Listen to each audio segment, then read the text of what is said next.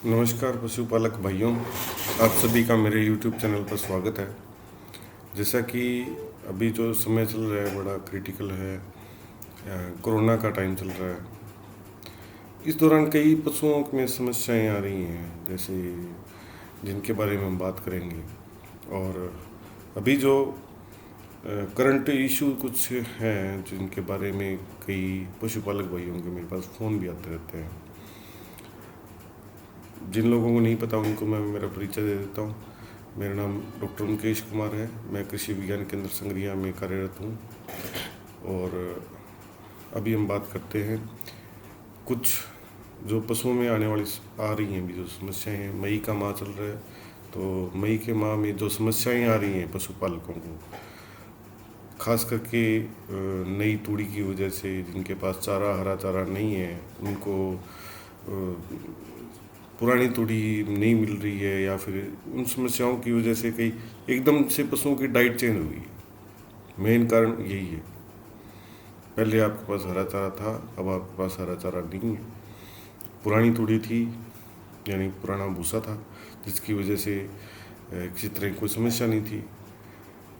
और अब हमारे पास जो है नया भूसा आ गया, जिसकी वजह से जो है हमें कई समस्याएं, कई पशुओं में दस्त की शिकायत आ रही है, किसी में गोबर कम आने की वजह से, या कहते हैं बंदे की समस्या जो है हमें देखने को मिल रही है। तो इससे इन चीज़ों से थोड़ा सा हमें बचाव रखने की ज़रूरत है।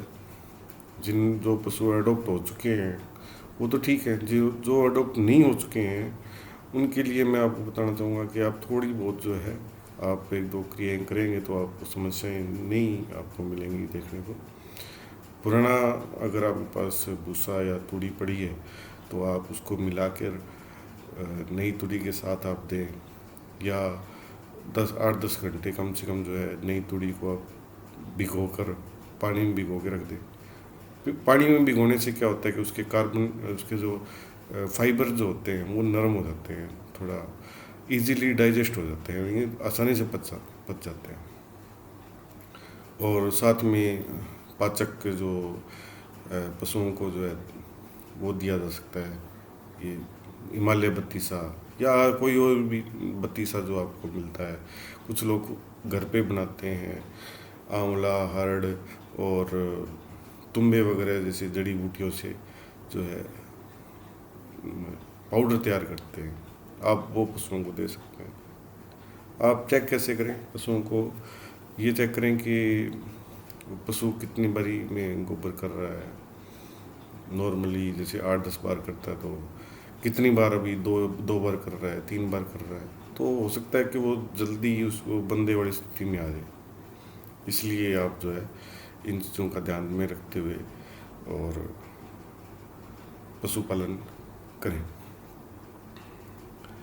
अब दूसरी बात आती है कि अभी हमारे पास हरे चारे की उपलब्धता कम है, क्योंकि पुरानी फसल कटी है, नई फसल अभी उगने वाली है या उगी है। तो पुरानी फसल का को आपने कड़बी वगैरह रखी है तो आप वो उसका इस्तेमाल कर सकते हैं। अगर आपने साइलेज बनाया है तो उसका इस्तेमाल कर सकते हैं। ये हरे चारे की कमी के कारण पशुओं के शरीर में तत्वों की कमी हो जाती है, पोषक तत्वों की कमी हो जाती है, जैसे खनिज मिश्रण जो है उनकी कमी हो जाती है। तो इस दौरान जो है पशुओं को 50 ग्राम के आसपास जो है खनिज मिश्रण दिया जाना चाहिए, पर उसकी डोज जो है आप बढ़ा सकते हैं।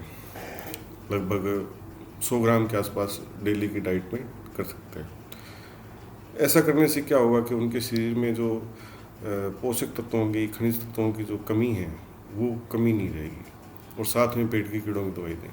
इससे क्या है कि एक तो मौसम बदल रहा है जिसकी वजह से पशु स्ट्रेस में जा रहा है, गर्मी में आ रहा है, उसको हरा चारा भी नहीं मिल रहा है।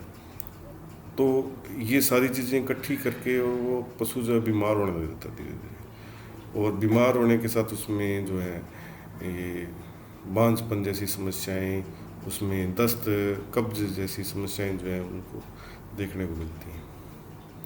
तो मेरा आप सभी से ये अनुरोध है कि कोविड-19 की जो गाइडलाइन है उसको फॉलो करते हुए आप पशुपालक भाई जो हैं पशुपालन करें। आप किसी को दूध देते हैं, पैसे लेते हैं, तो दूध देने जो बर्तन है उसको अच्छी तरह से साफ़ करें, KMNO4 यानी कि लाल दवा के पानी से साफ़ करें। अच्छा, आजकल एक नई न्यूज़ हमें जो देखने को मिली है कि हैदराबाद के एक जू में जो है कुछ शेर जो हैं, एशियाटिक लायंस जिनको कहते हैं, वो कोरोना से संक्रमित हुए हैं। तो इसका मतलब ये नहीं है कि आपके सभी पशु जो है संक्रमित हो चुके हैं, पर हमें ध्यान रखने की ज़रूरत है कि अगर आप में से कोई भी कोविड संक्रमित है या आपके आसपास में रहता है, तो आप अपने जो पालतू कुत्ता है, बिल्ली है या गाय है, भैंस है, बकरी है, तो उनके संपर्क में उनको ना आने दें। अगर बाई चांस वो आपके बाड़े में आए हैं या ऐसा कुछ हुआ है, तो उस जगह को आप जो है सैनिटाइज करें। तो अगर आप करते हैं तो आपको हो सकता है कि अभी तक जानवरों में इन लायंस के अलावा कोई ऐसा केस देखने को नहीं मिला है, पर अगर मिल जाए, अगर आपको लगता है भी कोई इस तरह की प्रॉब्लम आ जाए, तो हमें सावधानी तो ये बरतने की ज़रूरत है कि आप जो है इसको अगर कोई संक्रमित है तो वो पशुओं के करीब ना जाए। ठीक है, तो अगर आपको मेरी बातें अच्छी लगें तो मेरे इस चैनल को सब्सक्राइब करें, लाइक करें, शेयर करें और ज़्यादा से ज़्यादा पशुपालकों तक पहुंचाएं। ठीक है, ताकि किसी को भी कोई समस्या हो तो वो इस चैनल के माध्यम से जो है अपनी समस्या का समाधान पा सके। धन्यवाद। जय हिंद, जय भारत।